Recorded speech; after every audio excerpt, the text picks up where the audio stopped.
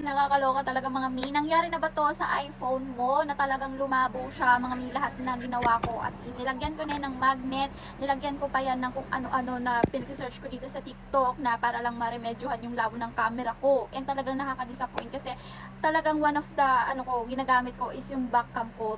Tignan nyo naman yung nangyari, sobrang labo. Paano ka pa makakapag-video and picture niyan using yung back camera?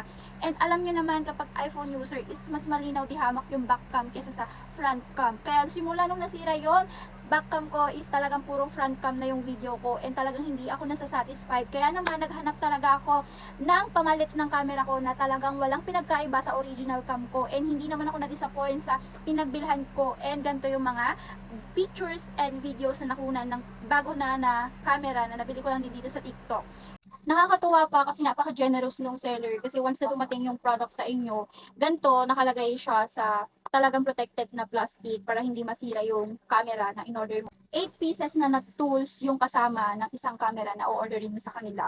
And sila lang yung pinakamura dito ang nakita ko. And legit talaga. Napakaganda ng ano nila. Medyo may katagalan lang po dumating pero worth it naman yung pag-aantay ko kasi umabot naman siya sa birthday ng anak ko. So kung may problem rin kayo sa back cam ninyo or front cam ninyo sa mga iPhone user dyan, I highly recommend na dito kayo mag-check out dito sa Yellow Basket na to kasi dito ako nag-check out ng back cam ko, nung camera binili ko sa iPhone ko. So kung bet nyo nito, ilalagay ko na lang sa Yellow Basket. Bye!